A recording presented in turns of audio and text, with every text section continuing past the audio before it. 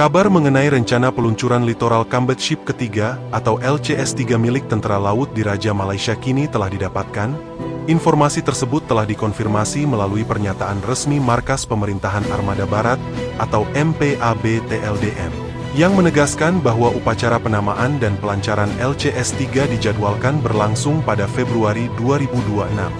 Konfirmasi ini muncul dalam rangkaian kegiatan kunjungan hormat Panglima Armada Barat, Laksamana Madya Datuk Baharudin bin Wan MD Nor, kepada Yang di-Pertua Negeri Sarawak, di mana kunjungan tersebut secara khusus berkaitan dengan persiapan upacara penamaan dan pelancaran kapal tempur pesisir atau LCS-3.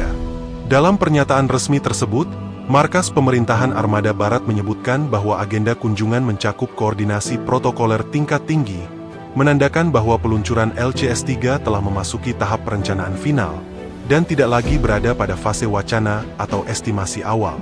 Upacara penamaan dan pelancaran LCS-3 direncanakan akan dilaksanakan di pangkalan TLDM Lumut, yang juga menjadi pusat utama pembangunan dan integrasi kapal kelas Maharaja Lela ini, di mana keterlibatan Lunas atau Lumut Naval Shipyard Sendirian Berhad, turut ditegaskan dalam rangkaian persiapan tersebut. Undangan resmi juga telah disampaikan kepada Yang di-Pertua Negeri Sarawak dan delegasi Kerajaan Negeri Sarawak, untuk menghadiri rangkaian acara di Lumut pada Februari 2026, di mana hal ini memperkuat legitimasi jadwal peluncuran yang telah ditetapkan.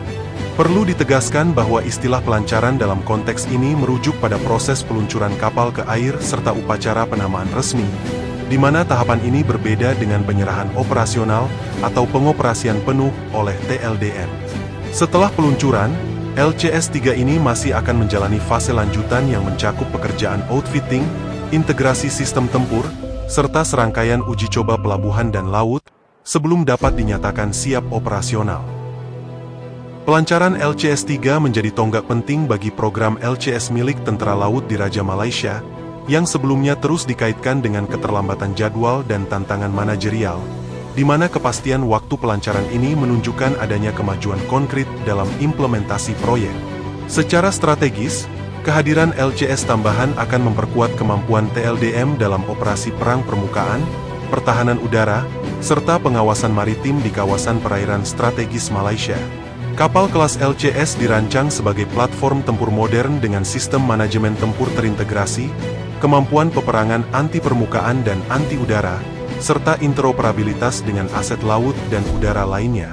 Dengan pelancaran LCS-3 ini, Tentara Laut Diraja Malaysia diharapkan dapat mempercepat proses pemulihan kesiapan armada tempur permukaan, yang sempat terpengaruh oleh keterlambatan program sebelumnya. Momentum ini juga mencerminkan komitmen pemerintah Malaysia dan Tentara Laut Diraja Malaysia, untuk menuntaskan proyek LCS secara bertahap dan terukur, dengan penekanan pada tata kelola dan pengawasan yang lebih ketat. Pelaksanaan upacara penamaan dan pelancaran yang melibatkan unsur kenegaraan, menunjukkan bahwa proyek LCS kini berada dalam fase stabil dan terkendali, setidaknya dari sisi jadwal pembangunan. Dengan demikian, pelancaran LCS-3 pada Februari 2026 dapat dipandang sebagai indikator penting, bahwa program modernisasi armada TLDM mulai bergerak menuju realisasi nyata, meskipun tahapan menuju kesiapan operasional penuh masih memerlukan waktu dan pengujian lanjutan.